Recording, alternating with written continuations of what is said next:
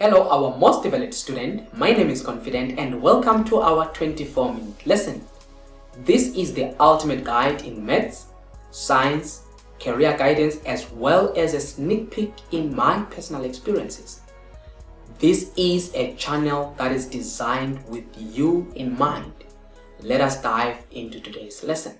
In our lesson on functional groups, we have to know the definition of what is a functional group so that we can be able to understand how the functional groups they impact the characteristics of an organic compound. So now when we are talking about a functional group, we are saying it is a bond. Let me just underline the key things. It is a bond or an atom or a group of atoms. I like that part mainly. It is a bond. It can be a bond, which is correct. It can be an atom, which is also correct. It can be a group of atoms. I'm going to explain that. That determines the physical and chemical properties of a group of organic compounds. Just cram it as is.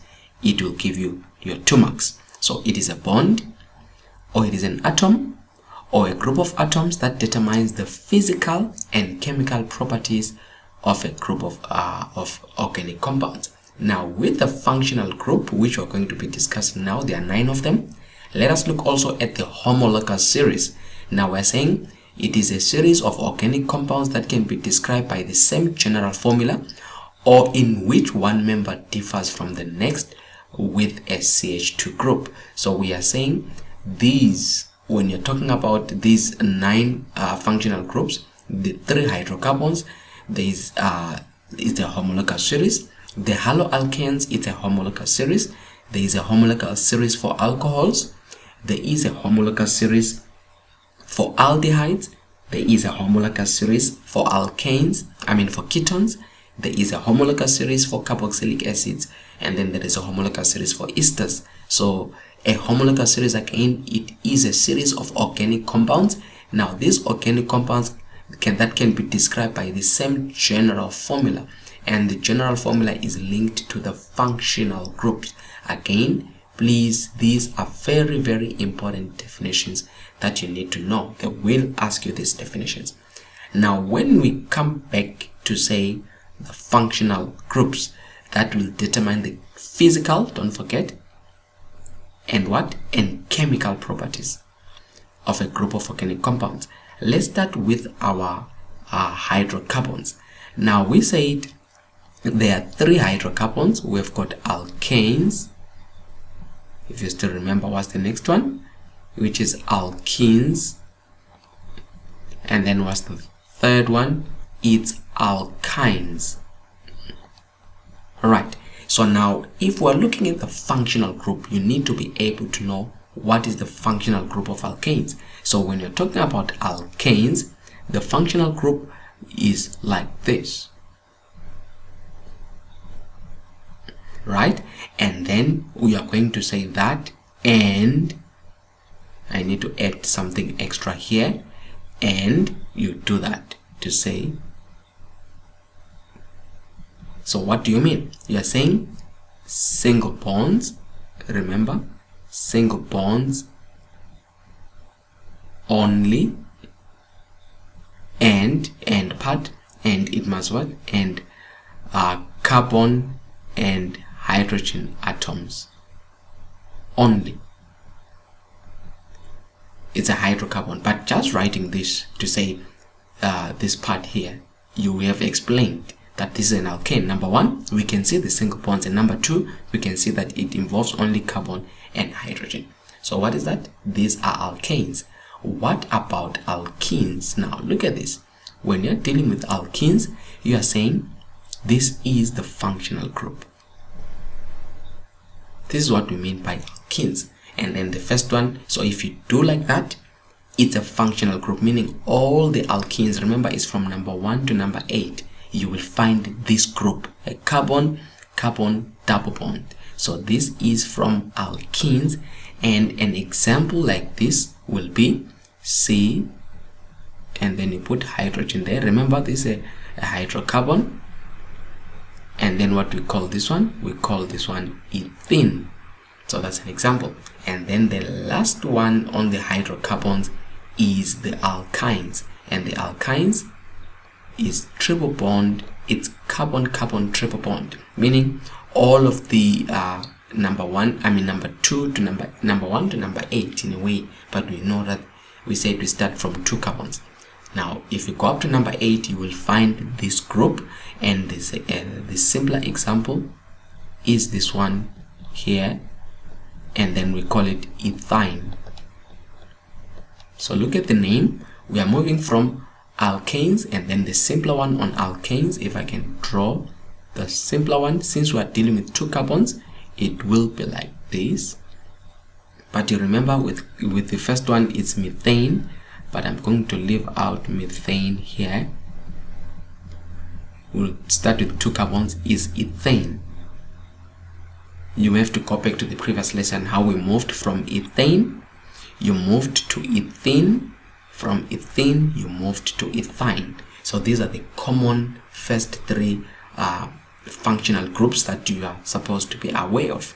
Now let's look at the other new ones. Now the first one is haloalkanes. Let me just start having them here. Haloalkanes. If we're talking about haloalkanes, you see these are linked to alkanes. There are 2 words here. There is halo and alkanes. Halo is coming from the word the halogens,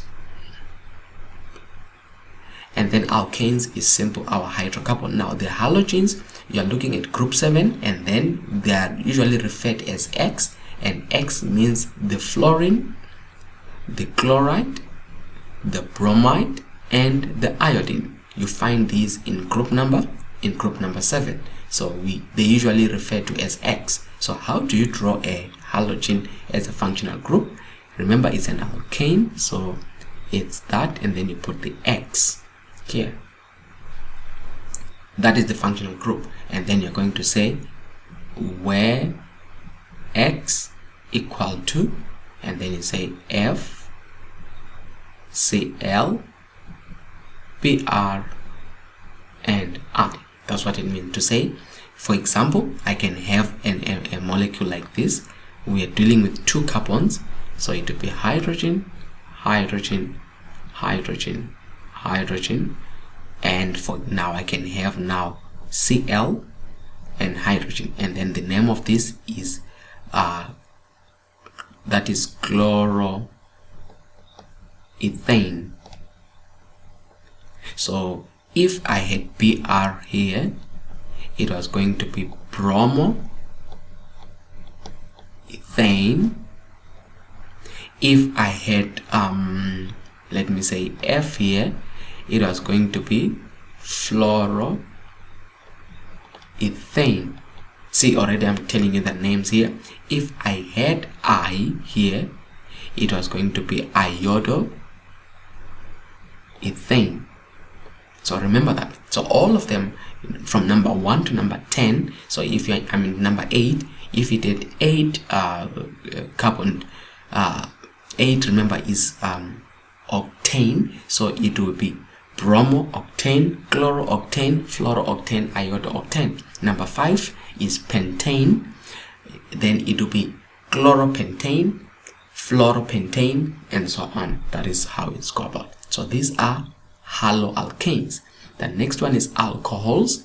Now with alcohols, what you have, let me talk about alcohols.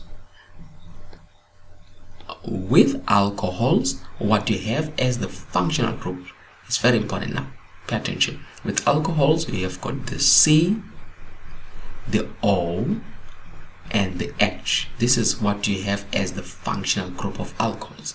Sometimes if you write it in simpler form, it can be like this, COH, like that. But the structure, the right one is this one, the structural formula of the functional group. So this is the alcohol.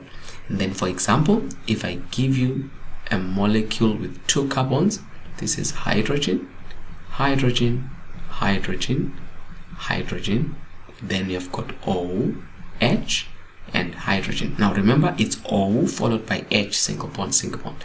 This one is coming from the word ethane, right?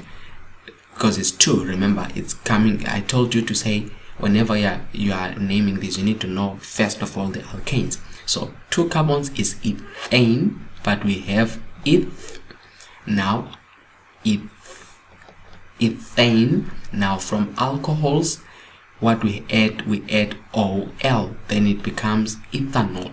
So you have methanol, ethanol, propanol, butanol, pentanol, hexanol, heptanol, and then octanol. You understand? So it's ethane to ethanol. So look what is changing, ANE to OL. That's what you're just changing there. I'm already looking at the homologous series part so that it will be easier for you whenever I'm quickly going through this. So from alcohols, it's ethane and ethanol. Now I'm going to put a star on this alcohol to say we need to look at it further, because they are primary alcohol, 1 degree secondary alcohol, 2 degree, as well as tertiary alcohols. We're going to look at these. So pause on this lesson. We're going to come back when we're looking at these alcohols. Alright, then the next one we have is aldehydes. So when we are talking about aldehydes, a very sensitive functional group that I need you to be aware of. With aldehydes, the functional group is C double bond O and H. This is the functional group, and we call this the what? The aldehyde. Don't forget that, the aldehyde. And this aldehyde has a special group within it. This group, we call it a carbonyl group. So within the aldehyde, not only there are quite a number of others that have got this group. It's called a carbonyl group. Now look at this thing with the aldehyde.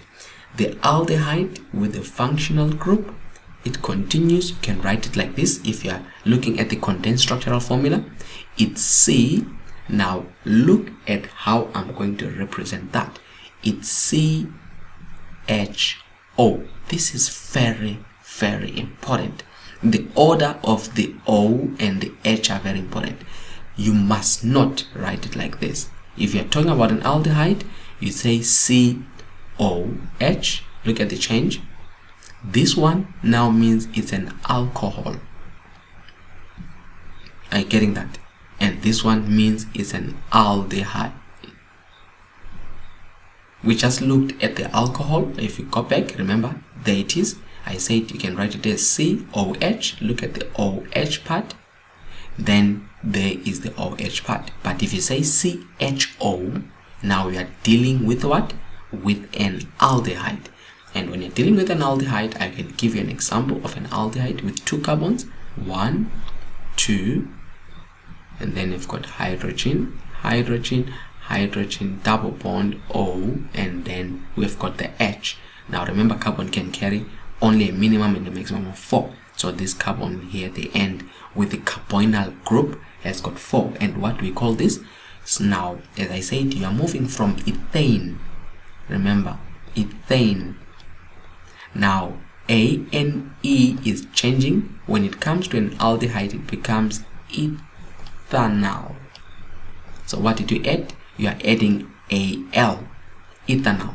So you can have the first one. The first one is simple, HC double bond OH. That's the first one. From methane, you get it as methanol.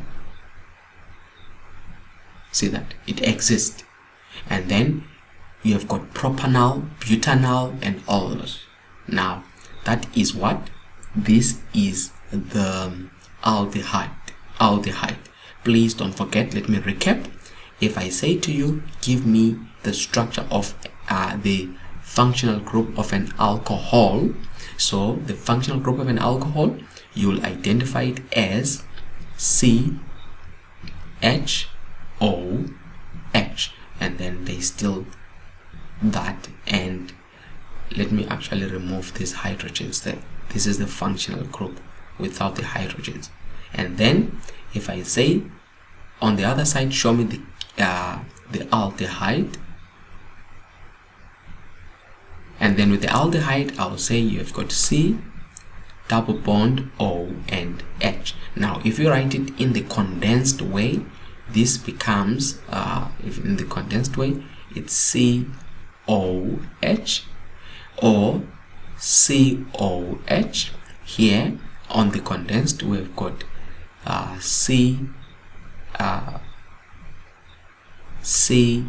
actually it's CHO. That's the best, because the moment I put the double bond it will be like that. So this is CHO, meaning it's C double bond O and there is the H. You're forced to put the H outside that, or CH and then double bond O. That's what it can be. I think it's much better to say CH double bond O, meaning the carbon and the oxygen are combined in a double bond. Please be careful, because examiners, they like confusing you here to say, is this an alcohol or an aldehyde? They will give you a molecule like this to say C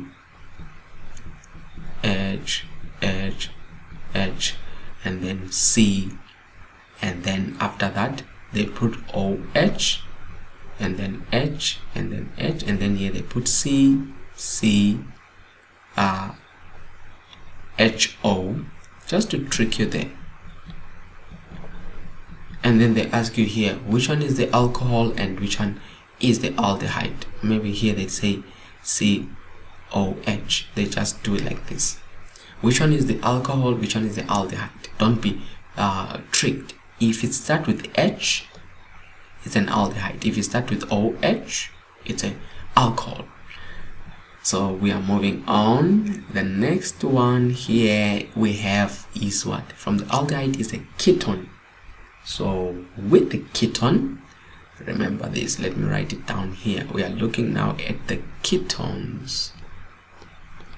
I like the sound of this name, ketones. Now with the ketone, this is the functional group. You have got the C, you've got the C, you've got the C, don't forget. And then in the center of this C, you've got the carbonyl group, and then you've got these like that. So you've got the C, and now you're asking, what is it that can come in here? In here, you put the hydrogens, for example. I think that it's the hydrogens that are coming. But what we're saying is, when you're talking about the functional group, is what makes it unique, or what makes it behave the way it behaves, is this structure, and we call it a ketone. And I think I also mentioned that just like an aldehyde, even a ketone has a carbonyl group. Are you with me? A ketone also comes with a carbonyl group. So with the ketones, an example of a ketone that you can come about is the one that we just drew. Alright, and you have the hydrogen, and in here, now look at this. With the ketone, how many carbons are we having here? You see, the minimum that you can start with the ketone is 3 carbons. You can't start a ketone with 2 carbons. And 3 carbons is coming from, I'll look at this way, from the prop. You see? And if it was an alkane, 3 carbons, 1, 2, 3. Alkanes, if this was an alkane, this is propane. If all these were hydrogens here, this is propane.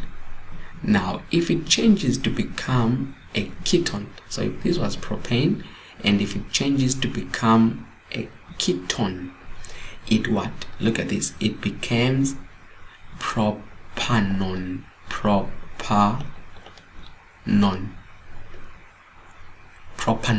ketone. Like there is the one here, you see, propanone. Now the is, instead of A and E, you've got O and E, ketone. So propanone, and then what makes it that? It's the ketone. but we're going to do the actual naming because this is propane. The actual name here is propane. This is carbon 1, carbon 2, carbon 3. The ketone part is in the carbonyl group, so it is in the carbon 2. So it's propane, is propane 2 1, propanone. See propanone. If you remove this 2, you see propanone. All right, that is the ketone. And then the other one is the carboxylic acid. Let's look at the carboxylic acid. Now when it comes to the carboxylic acid, let me write it here to say carboxylic acid. Now the carboxylic acid, the functional group is like this. You've got C, you've got O, you've got O and H. Now be careful now. Look at this. The carboxylic acid is special. It has a carbonyl group. This is a carbonyl group. And then here another special one is it has got an alcohol group combined. So, but when you combine these two, it's called an alcohol. Now, if you look at the condensed structure, this will flow on the condensed structure. What will it become? This is how you write it on the condensed. It's COOH. That's how they write it in the condensed structure. When you see like this, COOH, you must know it's a carboxylic acid.